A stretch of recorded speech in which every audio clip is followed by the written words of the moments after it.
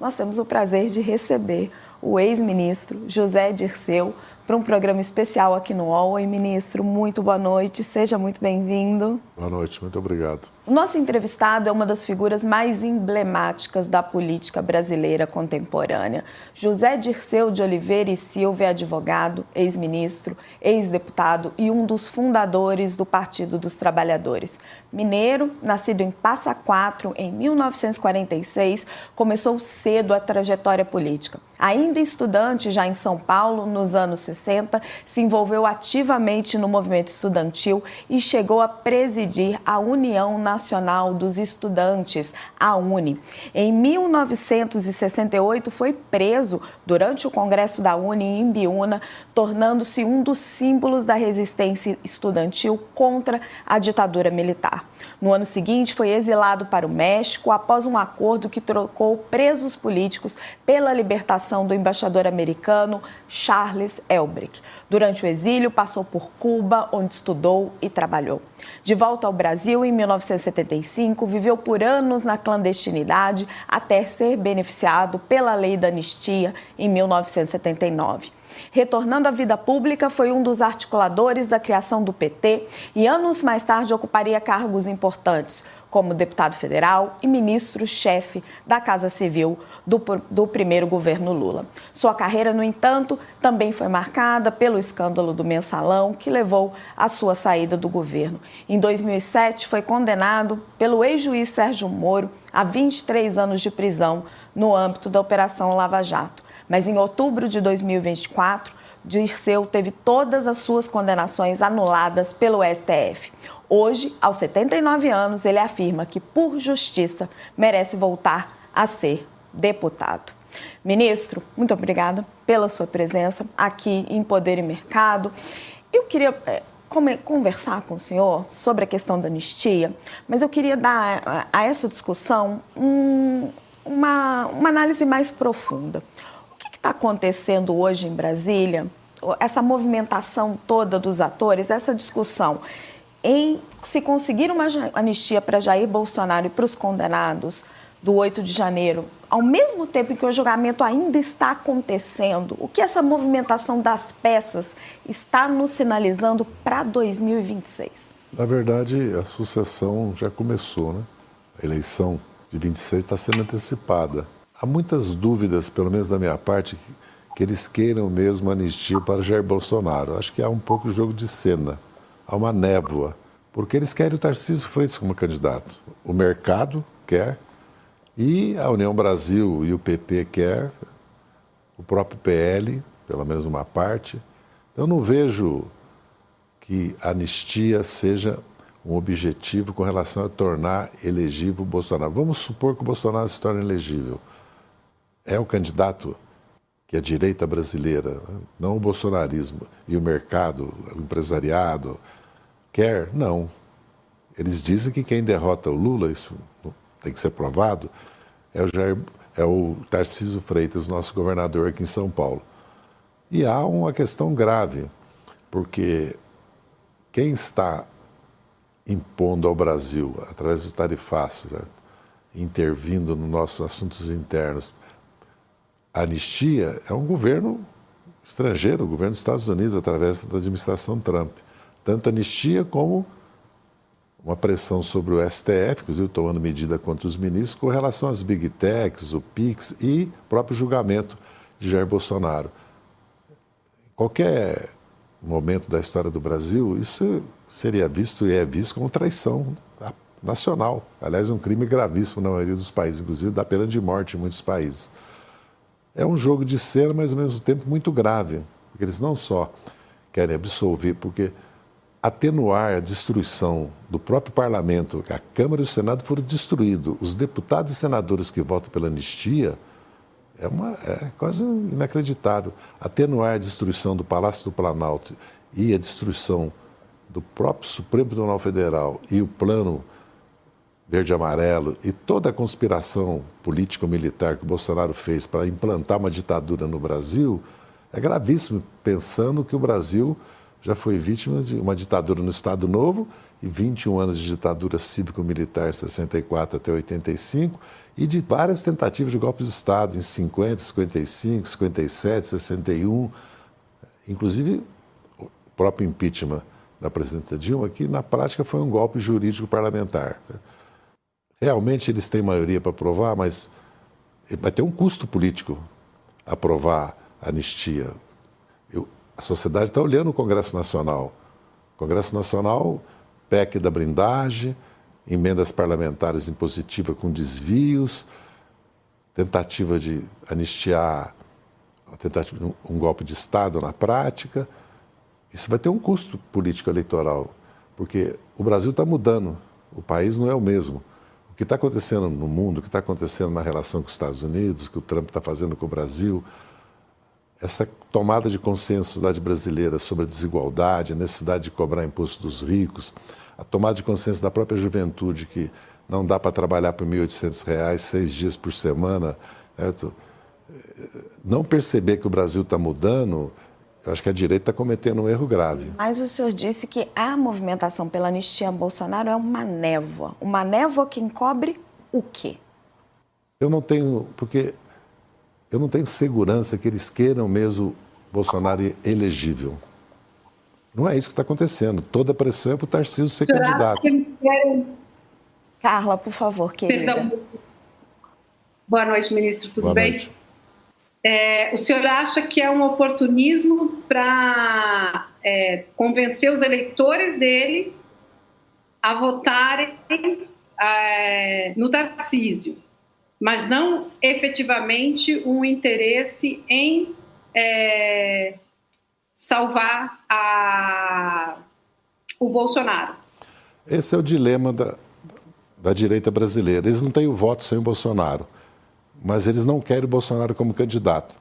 Então, por isso que eu falo que é uma névoa, porque há um jogo de cena. Porque, na verdade, eles sabem que não pode mudar a decisão do Supremo, que é uma decisão penal, jurídica, a partir de fatos. Então, eles querem mudar no Congresso, né? Mas eles sabem que o presidente pode vetar. Eles não vão derrubar o veto, eles não têm maioria para derrubar o veto. E sabem, inclusive, que o Supremo pode declarar inconstitucional. Então, aí há muito de pressão também sobre o presidente Lula e o governo, porque o governo está vivendo o seu melhor momento. Então, há uma certa tentativa também de paralisar o governo, porque qual é a agenda do governo? A agenda do governo é a isenção do imposto de renda, o Vale Gás, a isenção da luz até 80, 120 kW, o pé de meia, e principalmente manter um clima jurídico, de estabilidade, de garantia, apesar dos juros de 15% de Selic, o país continuar crescendo. Porque está crescendo emprego, renda. E se nós olharmos, toda semana tem leilões de ferrovias, de rodovias, de túneis. Nós temos investimentos do PAC, em saneamento, em habitação, em energia. A Petrobras está investindo, o agro está exportando, está produzindo. Então, o país tende a crescer, mesmo com 15% de taxa Selic, que devia ser 11%, mas está em 15%. Mesmo nessa situação, então há também, eles sabem que a tendência é o Lula ser reeleito. Porque, eu repito, o Lula é candidato. Nós temos uma aliança muito sólida, com o PDT, PSB e Cidadania, com o PSOL e com a Rede, e o PV, PCdoB e PT. E temos ainda quase 7, 8 estados, tanto do MDB como do PSD, que apoiam o presidente Lula. Porque quando eles falam que vão devolver os ministérios, os 6 ministérios e a Caixa Econômica Federal, mas quem disse que os deputados vão devolver esses ministérios? Porque isso aí que os 2 presidentes de partido estão dizendo, chega ao cinismo de dizer o seguinte, não, só quem tem mandato tem que sair. É quase um abuso da nossa inteligência, entendeu? Quer dizer, há um jogo político para não deixar uma normalidade e criar no país, porque o julgamento, certo? Não, independe da vontade política deles e da pressão deles, certo? E também o momento político, eles já não têm mais conter, porque eu quero repetir, o Brasil, o que está acontecendo é de uma gravidade que o Trump fez com o Brasil, porque não tem nenhuma razão para aplicar tarifaço ao Brasil. Todo mundo sabe que as nossas relações com os Estados Unidos não tem. Isso, eu vou chegar no tema do tarifaço, mas eu queria primeiro terminar a questão da anistia. Hoje no Congresso tem uma divisão lá dentro, né? Você tem o projeto do PL, que circulou um texto e ali prevê mesmo tornar Jair Bolsonaro de novo elegível, mas tem uma outra versão, que seria do senador Davi Alcolumbre, que prevê a revisão das penas só para aqueles que vandalizaram os prédios do Congresso Nacional.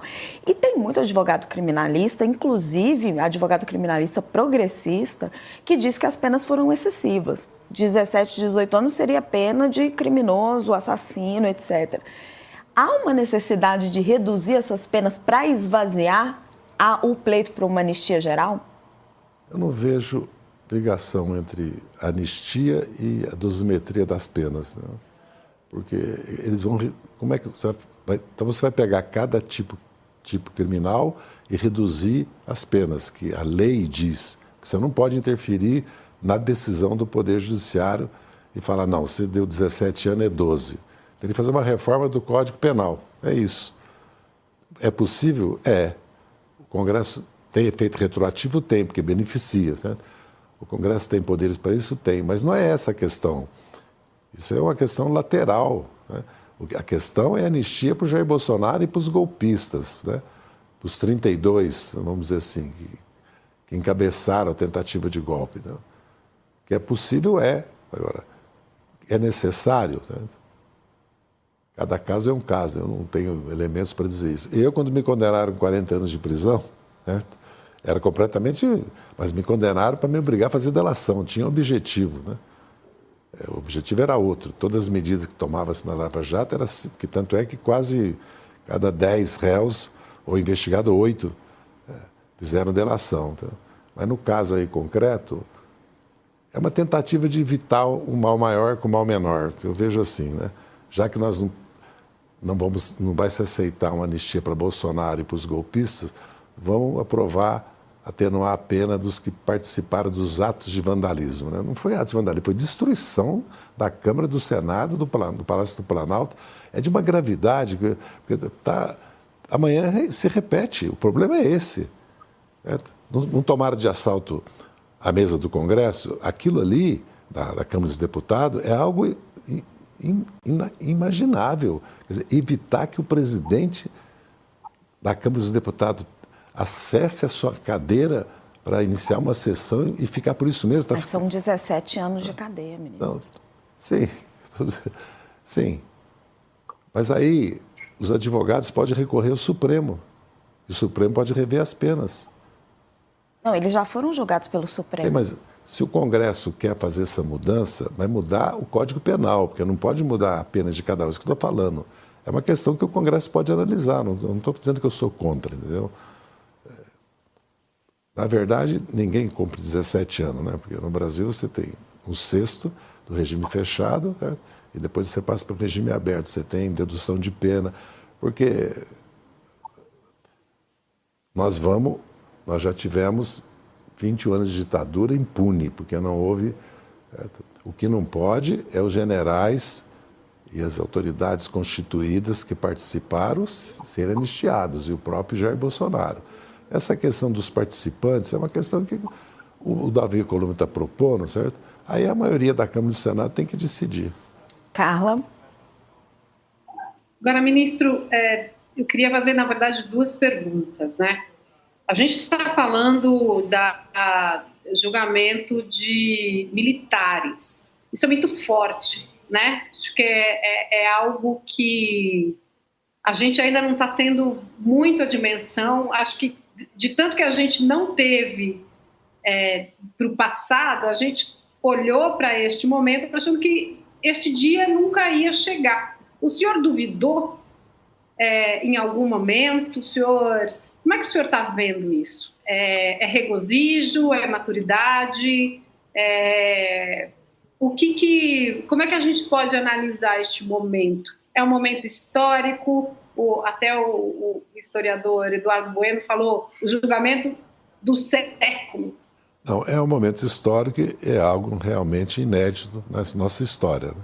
Alguns casos foram anistiados. Agora mesmo eu vi um oficial general da reserva falando da chamada intentona comunista, que aquilo foi um trauma para o Exército. Não é verdade. Os militares, desde 1918, viviam se matando entre si em revoltas, né? Nós tivemos a Revolta Paulista de 18, tivemos a Coluna Prestes, tivemos a tentativa dos integralistas de tomar o Palácio do Catete em 37. Realmente, depois de 64, de tudo o que aconteceu de tortura, assassinatos políticos, desaparecimento, de repressão, de censura, de perdas de liberdades políticas e civis que nós tivemos no Brasil, repressão a centenas de milhares de brasileiros e brasileiras que se exilaram, perderam emprego, tiveram que viver clandestino no próprio país, passar impune como passou, né? Tivemos inclusive uma constituinte depois que restabeleceu a democracia. Ter esse julgamento é realmente, para mim particularmente, né, que perdi quase todos meus companheiros assassinados pela ditadura, a imensa maioria em tortura, é algo quase que irreal, né? Parece que não é verdade, mas é verdade. Eu avalio porque o ataque ao Supremo, certo, foi de tal nível e a vontade política de fechar o Supremo expressa, certo, leva também o próprio Poder Judiciário a um ato de autodefesa do Estado Democrático de Direito e de si mesmo. Porque o que a direita e os bolsonaristas querem passar para a sociedade é que não aconteceu nada grave. Como não? Eles queriam impor uma ditadura no Brasil. Isso, o Bolsonaro nunca escondeu isso. E ele tentou de todas as formas convencer a maioria do Estado-Maior do Exército de fazê-lo, né? Pelo menos foi mais diretamente, né? E deu autorização e permissão para se criar um plano de assassinato do presidente, vice e de um ministro do Supremo, no caso Alexandre Moraes, né? Então isso é de uma gravidade. Se nós dermos anistia para isso, eu quero dizer, vai se repetir. Por que vai se repetir? Porque nós sabemos que no Brasil as Forças Armadas, certo, têm um papel político, então voltaram para os quartéis, despolitizaram, mas as Forças Armadas não passaram nunca por uma reforma, que não é o caso de discutir aqui, que é um assunto lateral, né? Então, o que eu temo é que nós passamos a viver uma ilusão, certo? Que não há risco de novo de um golpe de Estado. A instabilidade no mundo hoje e o ataque à democracia em todos os países, no próprio Estados Unidos, nos indica que nós precisamos não deixar passar isso em branco, porque as forças de direita e de extrema-direita do Brasil têm base política popular e têm base eleitoral. Tanto é que as eleições se decidem por 1, 2 milhões de votos. E se eles voltam ao governo e começam de novo todo o caminho que percorreram desde a posse de Jair Bolsonaro até o 8 de janeiro. Ministro, o senhor falou um pouco disso em algumas respostas, mas eu quero aprofundar. Começou agora a tal União Progressista, né? O PP e a União Brasil formam um bloco até maior que o PSD, de Gilberto Kassab. Como que o senhor está enxergando essa organização da centro-direita no Congresso Nacional? O senhor disse que o governo tem parte desses partidos, né, em apoio. E como você vê, como o senhor está vendo esse xadrez dos partidos se organizando para 2026? O presidente Lula consegue atrair esses partidos para a sua chapa de reeleição? É possível vencer sem eles? É possível vencer porque nós já vencemos sem eles, né? 5 vezes. E não vencemos a 6ª porque o presidente Lula não pôde fazer campanha da prisão injusta que ele estava para o Haddad, ou eu não pude ser candidato. Bem, lógico que a direita é muito forte, mesmo tirando o bolsonarismo, certo? Assim, 2/3 do PL, porque 1/3, inclusive, estão na base do governo. Certo? O MDB já não é a mesma coisa. E parte do PSD também não acompanha isso, né? Então, o Partido Republicano, a União Brasil, o PP, o PSD junto, eles têm maioria na Câmara e no Senado, são uma força expressiva. Mas a eleição presidencial não é igual a eleição para a Câmara e para o Senado. A eleição presidencial, nós não sabemos a conjuntura que nós viveremos em outubro do ano que vem, e não sabemos qual é o nível de interferência e de agressão ao processo democrático brasileiro que o governo Trump fará. Porque esse é o elemento. Não existe mais eleição nacional. Acabou de ter eleição na Polônia. O Trump derrotou a União Europeia toda, que apoiava um candidato de direita, mas liberal, e impôs um candidato de extrema-direita para presidente da República. Não era a eleição para o parlamento. Então, você imagina, se na Polônia ou na Grã-Bretanha, na eleição que teve municipal, ou mesmo na Alemanha, na eleição que eles apoiaram abertamente a alternativa para a Alemanha. Então, nós temos que levar isso em consideração. Portanto, a eleição para deputado e senador é uma, a eleição para governador é outra, porque muito dessas alianças que apoiarão Lula é por causa da eleição de governador e senador.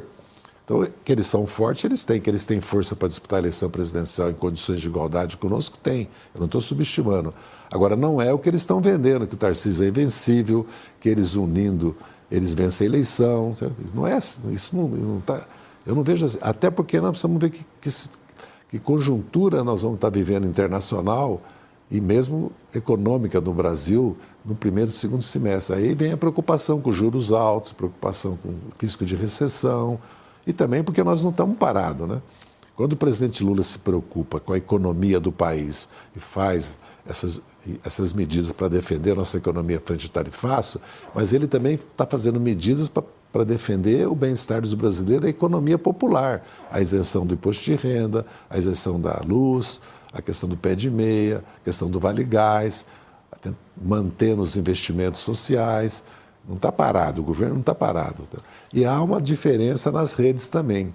Nós começamos a equilibrar a disputa política, cultural que existe nas redes, porque houve uma mudança de comportamento, tanto no PT como no governo.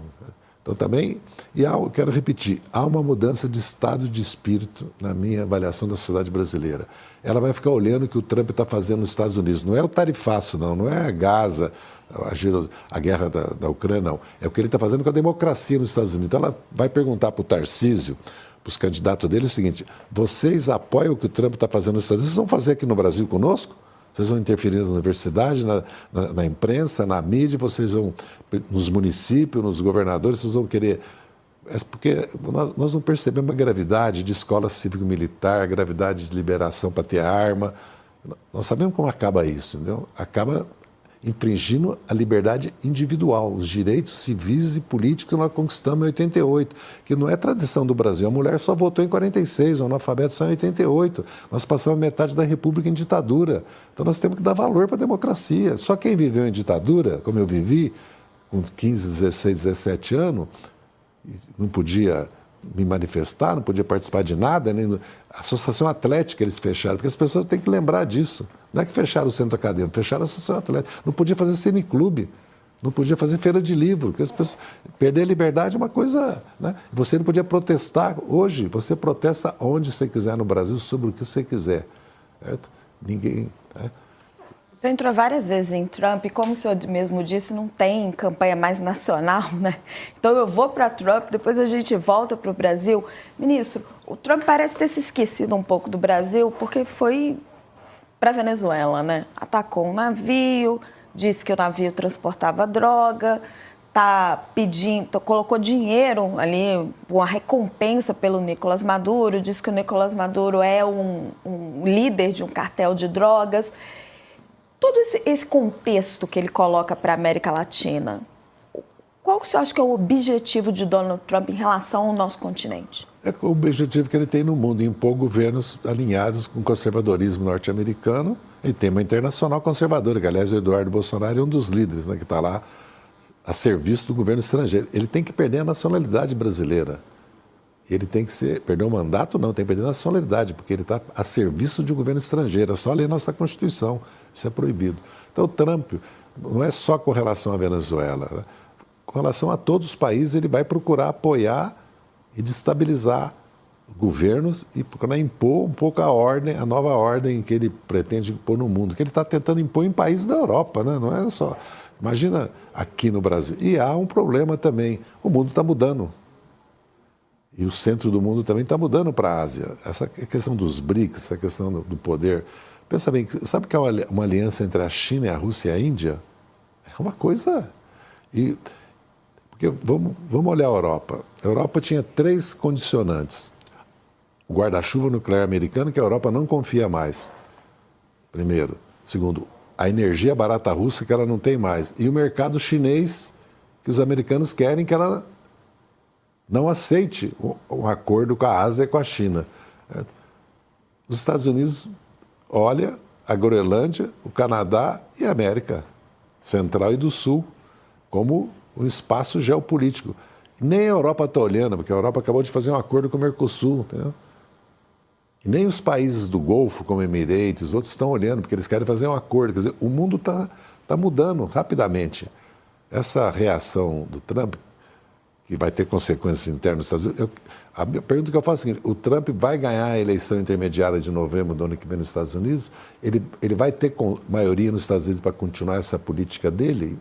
Porque ela tem que ser bem sucedida para o bem-estar da família americana. Se tem inflação, tem recessão, certo? O comércio mundial vai cair, os preços das commodities vai cair. Certo? E há várias contradições, porque os Estados Unidos precisa do superávit de todos os países para comprar os títulos do governo americano. Ele vai acabar com o superávit? Quem vai vender os títulos para quem? Ele tem uma dívida pública de 45 trilhões, 35 do governo federal. Ele tem um déficit de 1 trilhão de dívida comercial, paga de juro 3% do PIB, quer dizer, porque fica parecendo que os Estados Unidos... E os Estados Unidos é uma economia que tem 1% de agricultura, 14% de indústria, ele vai reindustrializar os Estados Unidos? Isso não quer dizer que os Estados Unidos não seja uma potência militar, tecnológica, econômica e cultural, não é? Agora, vamos lembrar que a libra esterlina foi substituída pelo dólar. Quando o Trump fica nessa posição dele de histeria, quando se fala em moedas comuns ou em moedas para comércio bilateral ou outras alternativas, é porque realmente ele usou o dólar para a guerra, para sanções, está usando para a política e não há mais confiança no mundo que se possa confiar numa moeda que é a moeda do mundo, que é o dólar. Então, eu acredito que nós temos também que o Brasil tem que cuidar do Brasil. Todos os países estão cuidando de si. Então, a nossa elite, eu tenho dito isso há meses antes do tarifaço, que o Brasil precisava se preocupar com o Trump. Por quê? Porque o Brasil é um dos poucos países do mundo que tem viabilidade para um desenvolvimento econômico, tecnológico, inclusive de poder militar, né? Pela dimensão, pela população, pela riqueza que tem. E pela base econômica, industrial, tecnológica que tem. Não vou nem falar da agricultura. Os Estados Unidos, olha isso. Aqui eu sempre cito a frase, agora estão dizendo para mim que não é do Reagan, é do Henry Kissinger. Não permitiremos outro Japão na América do Sul. O que está em jogo também é que, aonde o Brasil for, a América Latina vai. A América do Sul também. E os americanos estão preocupados. O Trump não está preocupado só com o Bolsonaro, só com a direita brasileira. Ele está preocupado com o Brasil no jogo geopolítico mundial. Exatamente. E para quem está no YouTube, a gente segue pergunta da Carla Gimenez. O senhor estava mencionando o papel do Trump no mundo e falando sobre esse encontro do Xi Jinping, que é muito do Xi Jinping com o presidente da Índia e Putin, né? E produziu uma imagem bastante forte, né? Inclusive com um desfile militar chinês bastante arrojado, né? Ou seja, todo mundo leu, e o próprio Trump disse isso, que leu aquilo como um recado para ele. O que isso significa, ministro? Isso mostra que talvez aquele ímpeto do Trump no começo não está, já perdeu a credibilidade, ou seja, ele está com a mesma força que ele estava em janeiro, ele acabou empurrando o BRICS para se fortalecer também, ou seja, a credibilidade dele está bem comprometida, me parece. Onde que o Brasil vai se encaixar agora nessa nova ordem mundial? Eu acredito que o Trump devia tomar para si que o nacionalismo não é só norte-americano. Os indianos são altamente nacionalistas. Aliás, o Modi e o partido dele é um partido nacionalista, inclusive que tem uma política com relação aos muçulmanos no país, né, autoritária. E que a Índia é uma potência, inclusive nuclear. e que as relações da Índia com a Rússia são históricas. Todo o desenvolvimento tecnológico, industrial e militar da Índia foi feito durante os anos do Nehru, depois de Indira Gandhi, muito em aliança com a União Soviética, né? E mesmo com relação à Índia nesse momento, né? Subestimar que 80% da humanidade não é o mundo ocidental, né? Não é a Europa, Estados Unidos e nós, né? Então, realmente, cada vez mais Xangai é a capital do mundo. E cada vez mais o centro do mundo se desloca para a Ásia, porque é uma realidade, né? São 3 bilhões de habitantes entre a Rússia, a Índia e a China. E a Rússia, eu estive na Rússia, eu fiquei impressionado com o desenvolvimento da Rússia, com o crescimento da Rússia, e com a normalidade da Rússia, apesar de quase 3 anos de guerra. E conversei bastante com todos os setores da sociedade, inclusive com críticos. É uma ilusão achar que a Rússia não é uma potência, inclusive econômica. A Rússia hoje é autossuficiente em alimentos, em proteínas, tem desenvolvimento tecnológico. É verdade, é um país de uma população pequena. Agora, tem 17,5 milhões de quilômetros quadrados, tem uma riqueza fantástica de produtos naturais. Essa é a força. Você vê, o gasoduto novo que eles estão projetando, a Europa eles não podem esquecer, porque a Ásia, a Índia e a China vão consumir 3 vezes mais de gás do que a Europa consumia. Então, há um certo ilusionismo. Uma coisa é o poder real que os Estados Unidos têm, que é muito militar, e do dólar. Outra coisa é desconsiderar que o mundo mudou completamente nos últimos 30 anos. Aliás, produto da própria globalização, da própria política que os Estados Unidos fez de abertura. Porque vamos lembrar que tanto a China como o Vietnã têm esse desenvolvimento, que a gente não fala muito no Vietnã, no Brasil, mas o Vietnã também é um case, né? Depois que terminaram as sanções e o bloqueio norte-americano e que eles foram integrados à ordem econômica da globalização, inclusive a Organização Mundial do Comércio, e tiveram acesso ao mercado financeiro e ao mercado de consumo norte-americano. O Brasil basta si próprio, porque nós temos a América do Sul para integrar e nós temos relações com todos os países do mundo, nós não temos problema com nenhum país. Eu participei do governo do presidente Lula I na gestão do Bush. O Lula manteve relações 6 anos com o presidente Bush, com os Estados Unidos. Que contencioso nós tivemos grave? Tivemos a invasão do Iraque, a guerra contra o terror, questões de política internacional, porque a tradição da diplomacia brasileira é de não alinhamento. Não é a tradição da esquerda, é do Estado brasileiro, porque é de per si, pelo que o Brasil é, ele tem que ser assim. O Brasil não tem que se integrar ao mundo da China, ao mundo dos Estados Unidos. O Brasil tem que cuidar de si, dos seus interesses. Olhar aquilo que é interesse nacional. O que é interesse nacional? O Brasil se desenvolver tecnologicamente e ter autonomia financeira. Porque base econômica, industrial, agrícola, energética, isso nós temos. Ministro. E acabar com a pobreza e com a miséria, que é uma vergonha num país tão rico como o Brasil. Certamente. É só por causa da concentração de renda, né? Certamente. Poder e Mercado já está de volta do intervalo. Agora eu queria voltar para a nossa... Estava aqui na política internacional, eu queria voltar para a nossa política local, ministro. E estamos no julgamento de Jair Bolsonaro, vou voltar um pouquinho para esse tema, porque eu queria falar da figura política de Jair Bolsonaro, da sua família e do que se condicionou chamar de bolsonarismo. Bolsonaro inelegível, daqui a pouco condenado por golpe de Estado. O que realmente o senhor acha que vai subsistir, que vai ficar da figura de Jair Bolsonaro para a política brasileira? Não, para além da figura dele, a sociedade brasileira tem uma parcela significativa que é conservadora e tem autoritária. E que o choque cultural que a globalização... Vamos lembrar que a globalização produziu um choque cultural, como um pouco quando aconteceu na minha geração. O que é esse choque cultural? Hoje, as empresas, as grandes empresas, têm como pauta a igualdade racial, de gênero, né? A luta contra a homofobia, a questão ambiental e, inclusive, a questão democrática. Com a desorganização do parque produtivo de muitos países, como a Europa e os Estados Unidos, e o desmonte do Estado de bem-estar social, criou-se uma classe média trabalhadora que acabou indo para a direita. Não é o Bolsonaro só, é no mundo todo. É na Itália, é na França, é na Alemanha e é nos Estados Unidos. Então, é um espírito de uma época, vamos dizer assim, que se chocou, né?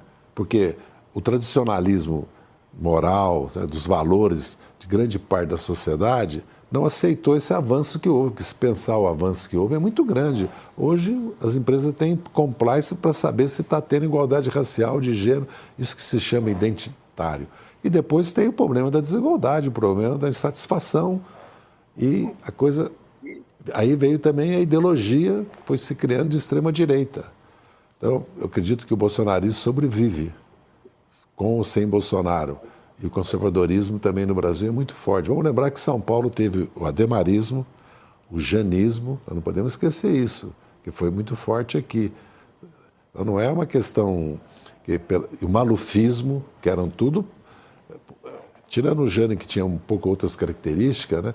Mas o ademarismo e o malufismo eram bem conservadores, bem de direita. Lógico, como nós tínhamos saído... Nós estávamos na democracia de 46 a 64, o janismo tinha outro perfil, né?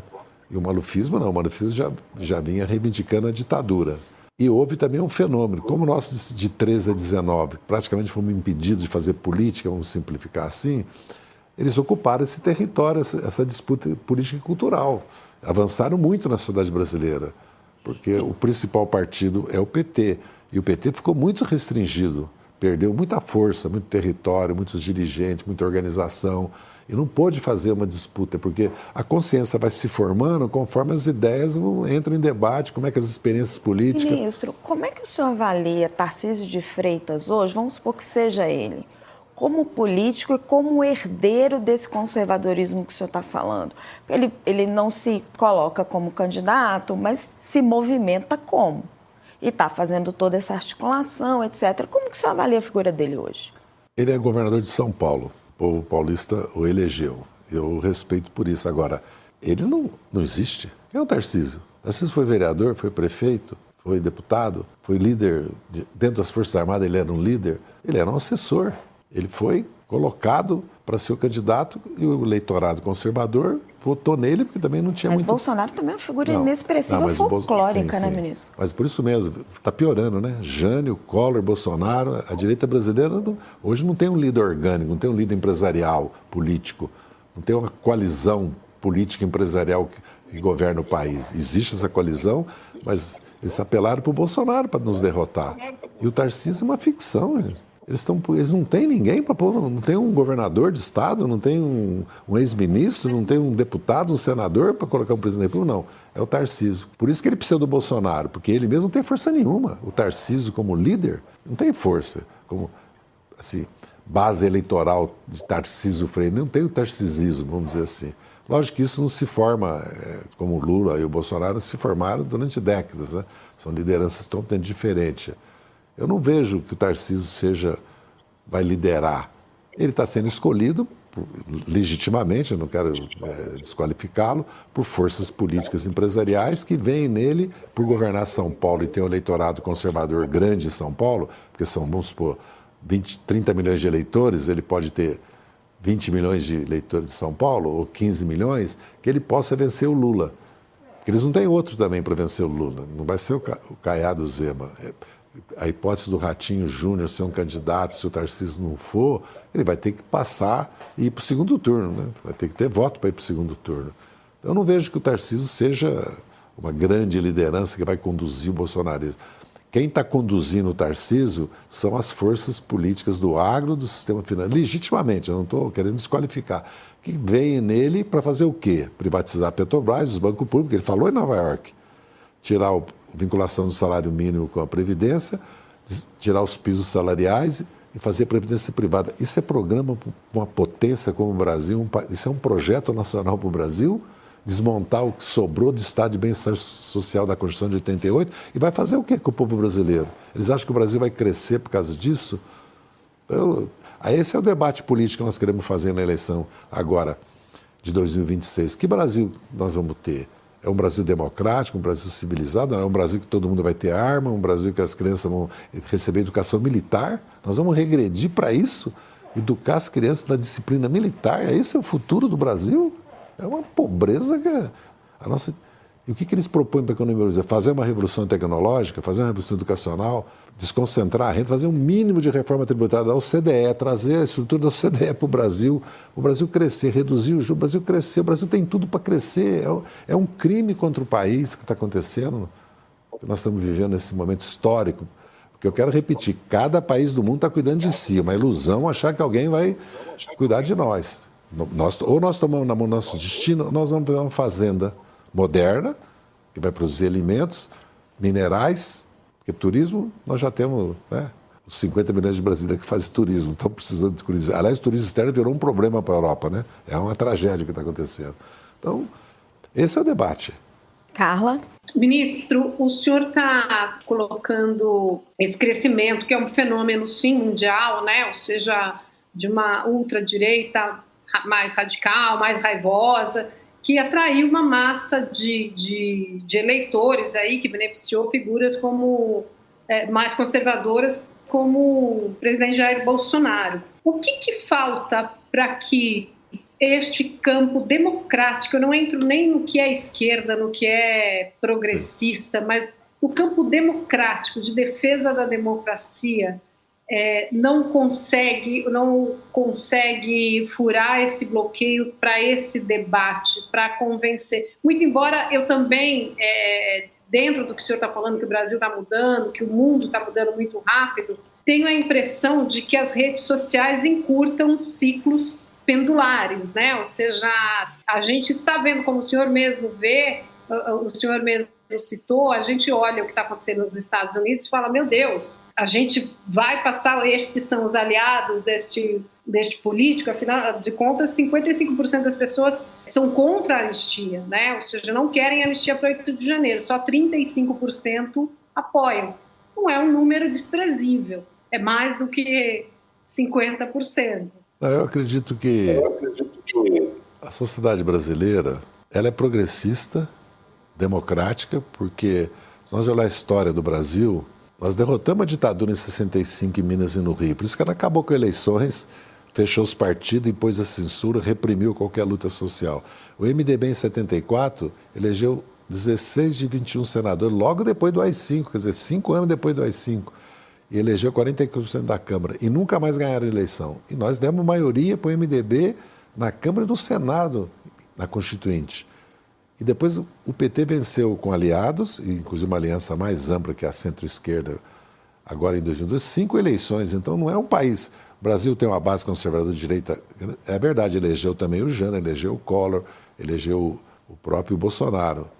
Então o país tem. Para nós avançarmos, nós temos que fazer as reformas que nós precisamos fazer. Porque olha a União Europeia, quais são os itens que a direita atrai toda a luta contra o imigrante? A luta contra a União Europeia, a burocracia de Bruxelas, o custo disso, porque culpa o desemprego, os problemas sociais que a União Europeia existe por causa do imigrante e por causa do custo da União Europeia.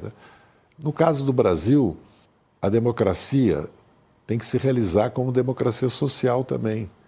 Porque essa coisa que nós precisamos melhorar cada vez mais a educação, a saúde, a mobilidade urbana, o meio ambiente, a segurança pública, porque a população espera, certo, de quem governa bem-estar, segurança, paz e melhora das suas condições de vida, dos seus filhos, da sua família. É isso, é a prosperidade, no fundo. Então, nós temos que olhar isso. Os governos democráticos, os governos, seja progressista, de esquerda, eles têm que apresentar para a população resultados. Qual é o dilema nosso? Nós precisamos de maioria parlamentar para fazer as mudanças com o Brasil. Então, o grande debate de 26 é o seguinte: vamos mudar o Congresso Nacional. O que está acontecendo no Congresso Nacional são cenas degradantes, entendeu? Essa coisa das emendas parlamentares que transformou isso, PEC de blindagem, quer dizer, cada semana aumenta o número de deputados, uma coisa totalmente ilegal, inconstitucional. Em vez de cumprir a Constituição, mudou a população do Estado, diminui o número, aumenta o número de deputados. É isso que a lei manda, não é? Dane-se a lei, fazer uma lei nova. Mas São Paulo era para ter 111 deputados. Então, o senhor quer voltar para o Congresso, ministro? O senhor quer voltar a ser deputado? Para fazer o que naquela casa? Fazer isso que eu acabei de falar aqui. Primeiro, o Brasil precisa de uma Qual é a sua plataforma? O que o senhor quer propor para os eleitores em 2026? Reforma tributária, progressiva. Taxar lucro de dividendo, fazer um imposto de renda ao CDE, traz para cá. Ninguém pode falar que é de esquerda, que é comunismo, que é trazer para cá a estrutura. Para que fazer reforma tributária? Para você ter recursos para resolver os problemas concretos do dia a dia da população. Baixar os juros. Não é possível. Nesse momento, nós estamos pagando 10% de juro real. Tem gente vendendo, oferecendo CDB aí para 20%. Quer dizer, como é que pode? O país, nós temos que encontrar uma solução para isso. Fazer uma reforma política. Não pode continuar mínimo de 8, máximo de 60, 70 deputados. Por quê? Sabe quem perde? É só Roraima, Acre, Rondônia, Tocantins e Amapá. Não tem nada a ver com os outros estados. Um ganha um, outro perde dois, outro ganha... Por que não faz isso? Por causa de São Paulo. Tiraram de São Paulo o poder.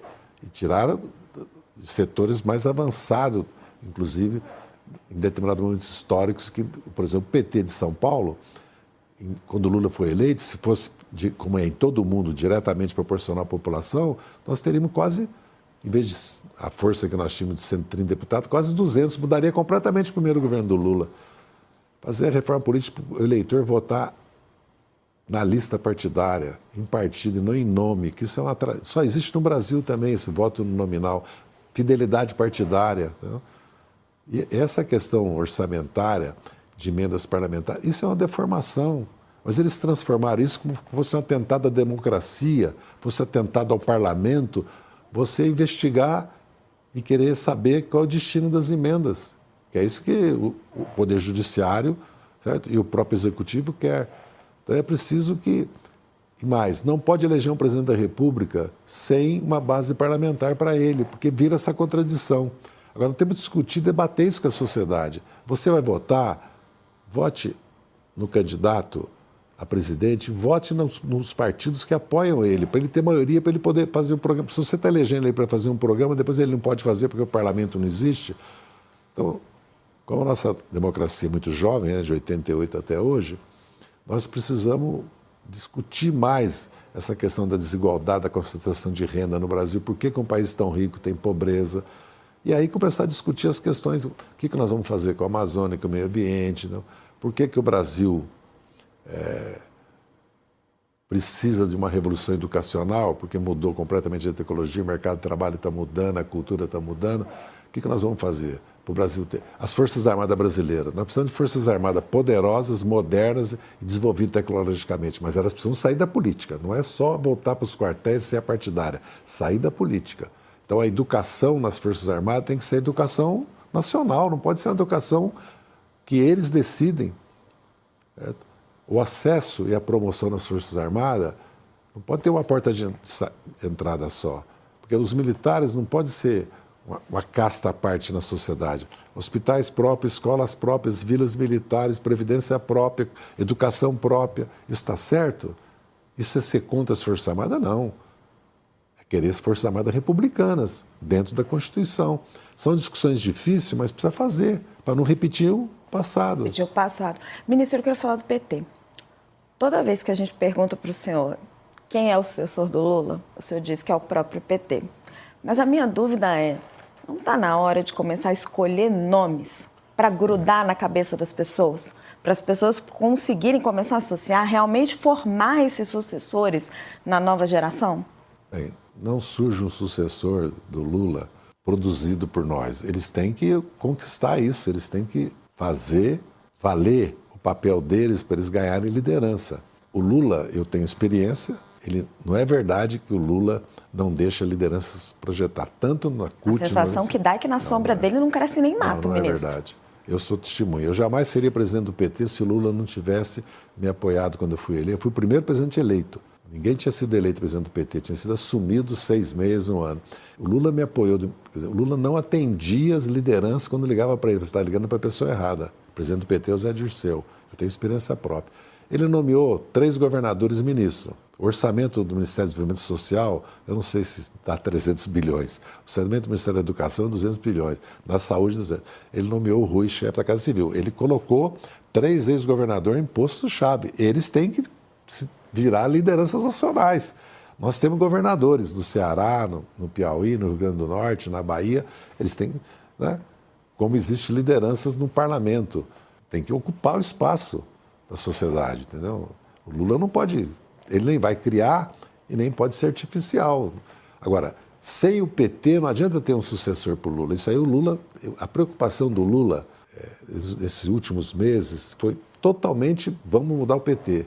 Não é que a direção anterior do PT não mudou o PT, é que as condições que o PT viveu de 13 a 19, e mesmo depois já caiu na eleição de 20, 22, né? A mudança de direção é muito nesse sentido. Vocês agora têm uma tarefa de reconstruir o partido de baixo para cima, praticamente, em várias questões. Na formação política, no sede, no trabalho no território, na questão das redes, né? Na disputa política cultural, porque a democracia brasileira precisa de partidos, por isso que precisa de fidelidade partidária, reforma política, voto em lista, voto distrital misto, como a sociedade considera. Ninguém quer fazer isso. Faz um plebiscito. Faz uma consulta popular, como é que deve ser a estrutura política partidária? Mas o PT hoje tem nomes para o governo de São Paulo, para o governo do Rio, para o governo de Minas? Não necessariamente o PT precisa ter nomes para todos os governos. No Rio nós podemos fazer aliança com o Eduardo Paes e eleger senador e vai crescer a bancada de deputado federal estadual. Em São Paulo nós temos o Alckmin e o Haddad. A questão de ser... O Alckmin e PSB. Sim. Não, mas nós estamos falando, o PT não pode querer eleger presidente da República e eleger os principais governadores para os estados. As pessoas reclamam, às vezes, no PT, não, mas o PV elegeu muito vereador, foi um erro. Mas nós elegemos o Lula, gente. Vocês não querem perder 50 vereadores, 10 deputados estaduais, 5 federais. Nós elegemos o presidente da República pela 5ª vez, 3º mandato dele. Precisa ter um pouco de... Nós precisamos respeitar o eleitor. O eleitor vota em nós na ideia que nós não vamos governar só o PT, só a esquerda. O eleitor não votou para nós governarmos a esquerda e o PT. O eleitor votou para nós fazer um governo de frente ampla, superar o bolsonarismo, garantir a democracia e melhorar as condições de vida dos brasileiros, fazer o Brasil crescer, com mais justiça, tudo. O eleitor não votou numa revolução política petista. Né? Se não puser isso na cabeça, não é uma questão que eu sou mais de esquerda, é respeitar o eleitor. A cidadania, como é que ela votou. Ela deu um recado para nós. Vocês fizeram uma aliança com o Geraldo Alckmin, respeite essa aliança, que, aliás, o presidente Lula está respeitando. Está respeitando a aliança. Nós não propusemos nada para o Congresso Nacional que não fosse o que ele propôs na eleição. Ele falou que ia dar a isenção do imposto de renda, ele falou... Todo mundo sabe qual é assim, o programa, que o PT é um partido que tem um programa de reformas sociais, vamos dizer assim, que é o que nos permite... o momento no mundo e no Brasil. Né? Não posso propor simplesmente vamos fazer uma revolução socialista no Brasil. Entendeu? Então eu vejo o PT, porque o PT é uma coisa fantástica se você olhar no mundo hoje, um partido como o PT, os milhões de eleitores que tem, os milhões de apoiadores e a militância, a riqueza da militância. Eu só estou aqui por causa da solidariedade da militância do PT. Eu sempre falo, tudo que nós somos os líderes do PT, nós devemos muito aos cidadãos que acreditaram no PT e aos militantes do PT, né? Porque senão a pessoa acha que tem gente que fala, eu tive 3 milhões de votos, fala, tá bom, você acha que você teve? Bem, eu não acho que eu tive, eu acho que os eleitores e os militantes me deram 3 milhões de votos. Ao mesmo tempo que precisa mais humildade, ao mesmo tempo precisa mais audácia também. O PT precisa se preparar para governar o Brasil mais 1 ou 2 vezes, precisa ter... Porque eu falava em 2002 que nós íamos governar o Brasil 20 anos. Só não governamos porque teve 16 e teve a Lava Jato. Senão nós íamos governar 20 anos. Agora, governar 20 anos tem que mudar o país. Porque senão, olha o que aconteceu com o MDB, olha o que aconteceu com o PSDB. O PT vai pagar, o eleitorado é implacável. Nós só podemos olhar nossos vizinhos, como é que agora a Bolívia, o que aconteceu na Bolívia. Então, nós temos que ter responsabilidade. Por isso que eu falo, vamos cuidar do PT, vamos ser fiéis ao mandato que nós recebemos da cidadania. É um contrato, né? Contrato político-social. Não vamos dar as costas para esse contrato político-social, vamos ser fiéis àquilo que o eleitor nos deu como encargo, porque é uma tarefa que o eleitor entrega para nós. Gente, infelizmente acabou, né, Carla? Porque foi muito profunda essa conversa. Ministro José Dirceu, eu que agradeço. Muito obrigada por essa entrevista. Foi realmente assim, uma oportunidade para mim e para a Carla. Muito obrigada. Qual?